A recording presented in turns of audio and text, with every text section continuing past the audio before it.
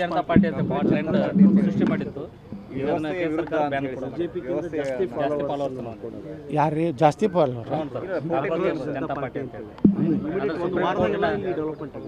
ಅದೇನು ಸಾಫ್ಟ್ವೇರ್ನಾಗ ನೀವು ಏನು ಬೇಕಾದ ಫಾಲೋವರ್ ಮಾಡ್ಕೋಬೋದಲ್ಲ. ನಿಮ್ಮ ಕೈಗೆ ನಿಮ್ಮ ಕೈಗೆ ಇರ್ತೈತಿ, ನೀವೇ ಮಾಡ್ಕೋಬೋದು. ಅದಕ್ಕೇನು ಕಾಕ್ರೋಚ್ ಪಾರ್ಟಿದು ಏನೈತಲ್ಲ, ವ್ಯವಸ್ಥಿತವಾಗಿ ಭಾರತವನ್ನು ಅತಂತ್ರ ಮಾಡೋದು, ಪ್ರಧಾನಮಂತ್ರಿಗಳನ್ನು ಇಳಿಸ್ಬೇಕು. ಭಾರತ ಜಗತ್ತಿನ ಶಕ್ತಿಶಾಲಿ ರಾಷ್ಟ್ರ ಆಗ್ಲಾಕತ್ತೈತಲ್ಲ, ಇವ್ರು ತಿಳ್ಕೋದಾಗಲಾಗೈತಿ.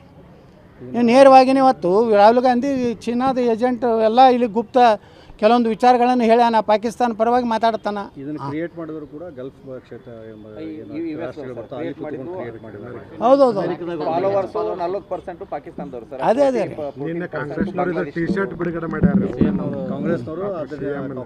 ಅದು ಕಾಂಗ್ರೆಸ್ಸೇ ದೇಶ, ಅದು ಅದೇ ಕಾಂಗ್ರೆಸ್ಸೇ ಒಂದು ದೇಶದ್ರೋಹಿ ಪಾರ್ಟಿ ಆಗೈತೆ.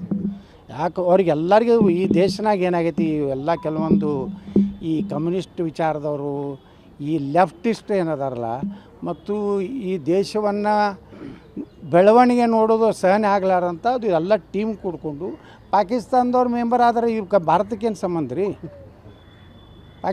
ಪಾಕಿಸ್ತಾನದಾಗ ಮಾಡ್ಕೊಳ್ಳಿ ಕಾಕ್ರೋಚ್ ಪಾರ್ಟಿ, ಅಲ್ಲೇ ನಾವು ಅವಕ್ಕೆ ತಿಲ್ಲಕ್ಕೆ ಕೂಳಿಲ್ಲ, ಅವೇ ಬಿಕನಾಶಿ ಹಂಗೆ ಅಡ್ಡಾಡಕತ್ತಾವು.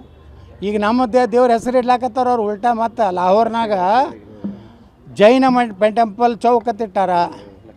ನಿನ್ನೆ ನೋಡಿದ್ರಲ್ಲ ಎಲ್ಲ ಯೂಟ್ಯೂಬ್ದಾಗ ಬರ್ಲಾಕತ್ತೈತೆ. ಅಲ್ಲಿದಿಂದ ಕೃಷ್ಣಾನಗರಿ ಅಂತ ಹೇಳಿ ಹೆಸರಿಟ್ಟಾರ.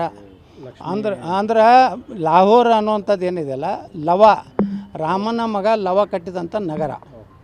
ಅದಕ್ಕೆ ಅವ್ರದೊಂದು ಏನು ನಾವು ಹೆರಿಟೇಜ್ ಅಂತೀವಲ್ಲ, ಹೆಂಗೆ ಭಾರತದ ಒಂದು ಹೆರಿಟೇಜ್ ಇದೆಯಲ್ಲ, ಹಂಗೆ ಪಾಕಿಸ್ತಾನದಲ್ಲಿ ಏನು ಮೂಲ ಏನಿತ್ತು, ಇನ್ನವರೆಗೆ ಇಷ್ಟು ಮುಸ್ಲಿಂ ರಾಷ್ಟ್ರ ಆದರೂ ಸಹಿತ ಇನ್ನೂ ಅವ್ರು ಕೃಷ್ಣಾನಗರಿನೇ ಅಂತ ಇರ್ತಾರೆ, ಜೈನ ಟೆಂಪಲ್ ಚೌಕನೇ ಅಂತ ಇರ್ತಾರೆ.